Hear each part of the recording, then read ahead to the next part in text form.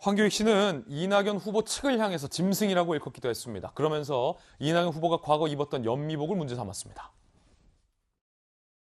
친일 프레임입니다. 짐승이나 이런 일을 하지 이낙연 씨는 더 이상 흥분돼서 말이 안 나오는데요. 이낙연 씨가 가지고 있는 경력들 보면 일본 통해요. 연미복 입고 행사에 참석하시고 하는 이런 모양을 보니까 일본 정치인으로 잘 어울려요. 일본 총리 하세요. 제가 이렇게 이야기하는 것하고 하나 다르지가 않아요.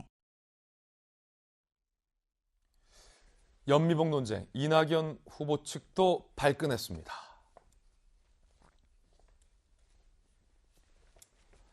연미복이 일본 옷이라는 것은 사실과 다르다. 황 씨에 대해 언급하고 싶지 않다. 후보가 직접 나서서 해야 할 정도인가. 이낙연 캠프 정책본부장, 연미복은 유럽의 전통 의상.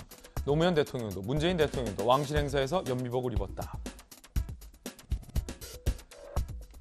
그러자 황교익 씨는 노무현과 문재인은 유럽에서 입었지만 이낙연 일본 나루히토 일왕 즉위식에서 일본 정치인 제복을 입은 것이다 라고 다시 맞섰습니다.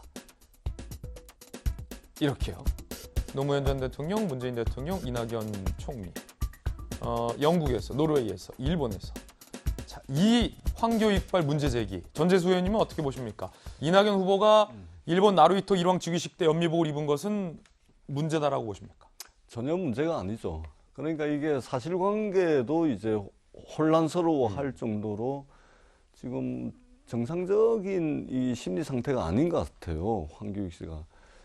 대체적으로 이제 언론에서 이 자신의 이름과 자신의 말들이 많이 보도가 되고 하면은 대개의 경우에 사람들은 이 상황이 뭐지 해가지고 꼼꼼하게 좀 챙겨보고 좀 점검도 해보고 뭐가 문제일까 이 톤다운을 시켜가지고 좀 이렇게 바라보는 게 대개의 사람들의 경우거든요. 그런데 지금 계속해서 에스컬레이터를 밟고 있습니다. 계속해서 이 더 강한 발언들이 나오고 있는 것이죠. 연미복만 하더라도 주로 왕실의 공식 행사에 말하자면 드레스 코드인 것이죠. 예.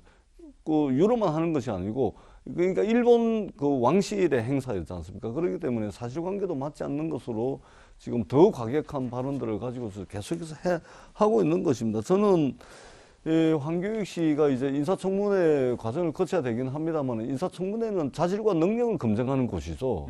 이것은 이미 자질과 능력의 범위를 넘어선 지금 이제 합당하지 않은 언행들을 하고 있는 것입니다. 그래서 저는 굉장히 이게 민주당 전체로 볼 때도 큰 악재고, 물론 이제 황교익 씨 개인적 차원에서 보면 억울한 측면이 있을 겁니다. 처음에 이제 친일 프레임을 이제 자신에게 덮어 씌웠다는 부분이 억울하다는 측면에서 이까지 왔는데, 이제는 자질과 능력을 벗어난 상황까지 왔다.